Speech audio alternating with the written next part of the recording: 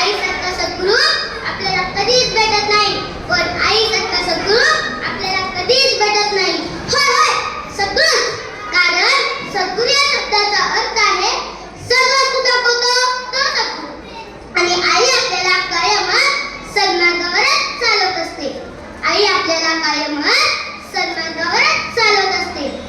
तरीही प्रश्न पडावा, आई खरंच काय असते? तरीही प्रश्न पडावा की आई खरंच काय असते? आई एक नाव असतं, घरातल्या घरात गजबजलेलं गाव असतं. आईला एक नाव असतं, घरातल्या घरात गजबजलेलं गाव असतं. असलं तर मात्र जाणवत नाही आणि नसलं तर मात्र राहत नाही आणि नसलं तर मात्र राहत नाही. या जगाचं सर्वस्व म्हणजे आई. या जगाचं सर्वस्व म्हणजे आई. या जगाला बनवणारा तो ईश्वर जरी असला, त्याचा जन्म एका आईच्याच पोटी झालेला आहे. त्याचा जन्म एका आईच्याच पोटी झालेला आहे. म्हणजे या जगाची निर्माती म्हणजे आई. म्हणूनच कविकारांनी लिहिलंय, स्वामी तिन्ही जगाचा आई विना भिकारी. स्वामी तिन्ही जगाचा आई विना भिकारी. लहानपणी हाताला धरून चालवायला शिकवणारी म्हणजे आई. लहानपणी आपल्याला हाताला धरून चालवायला शिकवणारी म्हणजे आई. आपल्याला वेळ प्रसंगी रात्र जागून आपल्याला जगाशी कसं वागायचं हे शिकवणारी म्हणजे आई. आपल्या बोबड्या बोलांना आकार देऊन आपल्याला बोलायला शिकवणारी म्हणजे आई असते. म्हणजे आई असते. आई म्हणजे आई असते आणि म्हणजे आई असते. मुलांच्या आयुष्यातील पहिला गुरु म्हणजे आई असते. मुलांच्या आयुष्यातील पहिला गुरु म्हणजे आई असते.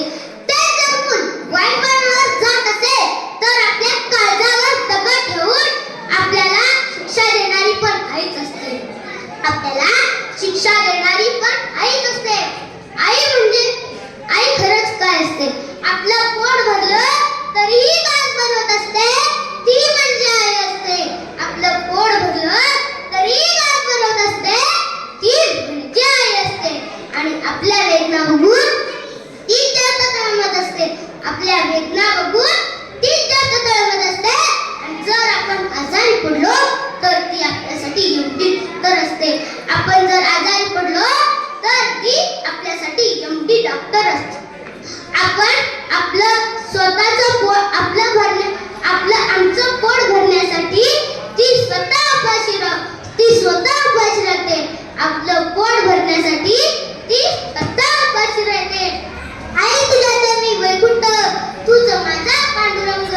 आई तुझ्या चरणी वैकुंठ तूच माझा पांडुरंग. आई शब्दाच्या उच्चाराने होईल वेदनांचा अंत. आई शब्दाच्या उच्चाराने होईल वेदनांचा अंत. आई सुखाचे माहेर, आई मायेचा पादर. आई सुखाचे माहेर, आई मायेचा पादर. काय सांगू तुझी माहिती आई, सांगायला शब्दात पुरत नाही. काय सांगू तुझी माहिती आई, सांगायला शब्दात पुरत नाही. ज्येष्ठ कवी मा. शिंदे म्हणतात, आई खरंच काय असते? लेकराची माय असते, लंगड्याचा पाय असते, वासराची गाय असते. आई खरंच काय असते? आई खरंच काय असते? आपल्या